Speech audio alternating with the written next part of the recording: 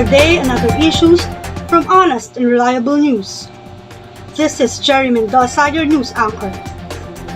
Good evening, people. Here's the hottest and breaking news. Typhoon Karding landed in northern Luzon, Philippines. What happened to Dolomite Beach after Super Typhoon Karding? Two residents in Tanay Rizal died due to water contamination. Karding's agriculture damage hits 3.2 billion pesos. Evidence available demonstrates that climate change is happening now and that shift cannot be accounted for just by natural variation. The most recent scientific analysis have confirmed that the observed rise in greenhouse gas concentrations from human activities such as the burning of fossil fuels and changes in land use is what's most likely to be responsible for the warming of climate systems since the middle of the 20th century.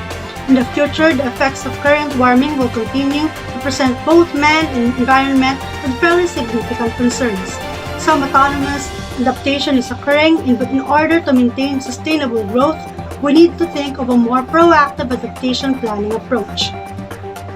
Currently, Typhoon Karding has just passed in the Philippines and resulted in so much damage to crops, property, and even lives, which take a long time for people to recover.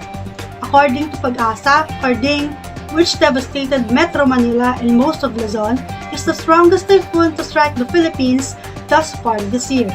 It made landfall in Palilio Islands in Quezon at 5:30 p.m. on Sunday with sustained winds of 185 km per hour. Today, we have Miss Magdalene Tan to give us more specific information about the Super Typhoon Karding. Miss Tan? Yes, Jerry. According to the NDRMC, 1,072,282 individuals or 299,127 families were affected by the Super Typhoon Karding in Ilocos, Cagayan, Central Luzon, Calabarzon, Mimaropa, Bicol, and Cordillera. The agriculture and infrastructure losses amount to 2.9 billion pesos and 304 million pesos respectively. The number of deaths remain at 12, with 5 people missing and 52 injured, including the 5 fallen hero rescuer who died during the height of the Super Typhoon Karding. The efforts of both public and private sectors during the typhoon and the floods deserve a lot of commendation. Government organizations, especially the local government units or LGUs, providing evacuation area, relief goods, and immediately came to the rescue of the affected residents and their properties. During the assault of Super Typhoon Karding, the Sierra Madre, or known as the backbone of Luzon and the nation's largest mountain range and part of the Luzon Islands Eastern Corridor, gained attention on Twitter as people discussed how it shielded Metro Manila and other provinces from the disaster. The mountains weakened Karding and prevented a much bigger calamity for the millions of people living in the typhoon's path. Grateful for that we have these natural resources to protect us from the strong wind. Internet users urge others to sign petition to stop the 12.2 billion Kaliwa Dam project, which is funded by the China and is opposed by the indigenous people or groups and environmentalists because it threatens the biodiversity of the Sierra Madre. Over the years, illegal mining, logging, and construction projects have seriously threatened Sierra Madre's abundant resources, compromising the ecosystem of the corridor and its ability to successfully protect mainland Luzon from incoming typhoon. Miss Tan, I'm sorry, may I just ask, what could we get from Kaliwa Dam?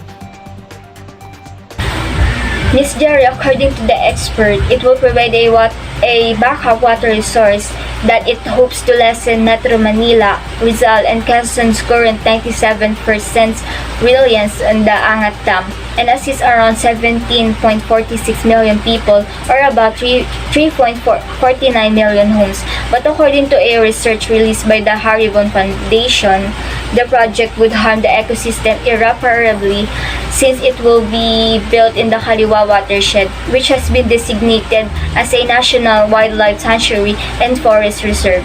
This is Magdalene Tan reporting from the HRN.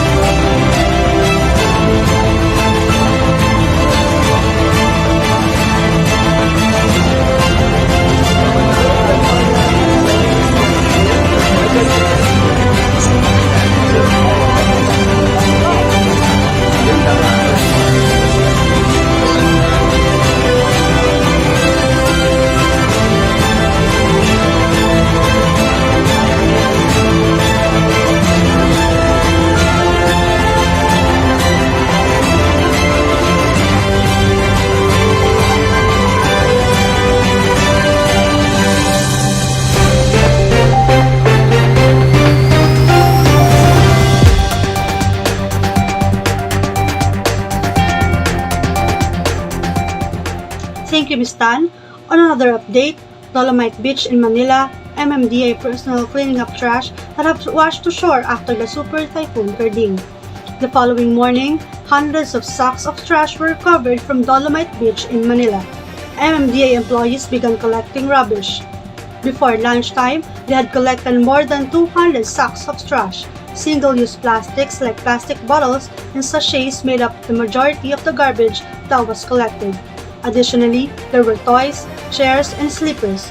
Also discovered by the cleaners were syringes and used face masks from the medical industry. The floating debris washed in with the waves despite the water booms that surrounded the beach. Since it was public in 2021, the beach has been the subject of numerous cleanup campaigns. According to Undersecretary of Environment Jonas Leones, Manila-based rivers and estuaries are where the majority of the rubbish originates. The 389 million artificial beach was closed earlier this year for the second phase of repair, for which a budget of an extra 256 million was set aside. The Dolomite Beach initially became accessible to the public in September of last year. It was dodged by problems as a number of environmental groups and scientists expressed worries about the purported environmental risk of crushed dolomite. The dolomite sand used for the man-made beach was, according to DNR, safe. Residents of Tanay Rizal experienced diarrhea from contaminated water due to the Typhoon Karding. In Sichonayon, Barangay Santa Ines, more than 100 people experienced diarrhea. After the typhoon struck the region, this occurred.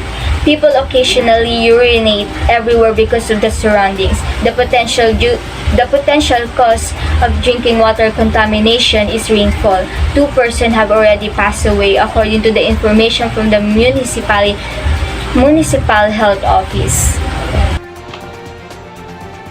Even though it left the country a week ago, Super Typhoon Karding destroyed hundreds of tons of agricultural produce.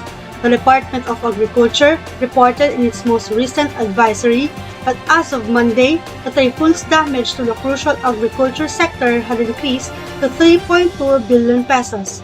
The amount was significantly higher than the 141.38 million and 2.95 billion figures that had previously been reported and released. 158,117 metric tons of production were lost, covering 170,762 hectares of land. High-value crops, livestock, poultry, fisheries, and commodities like rice, corn, cassava, and abaca are among those that are impacted. Infrastructure, machinery, and equipment used in agriculture have also sustained damage. The affected farmers and fishermen will receive assistance and interventions totaling more than 709 million from the DA. The majority of it is a quick response fund worth of 500 million that can be used to repair production facilities that have been damaged right away. And that's the hottest and breaking news for today. Again, I'm Jerry Mendoza. And I'm Magdalene Tan. We'll give you honest and reliable news. Good evening.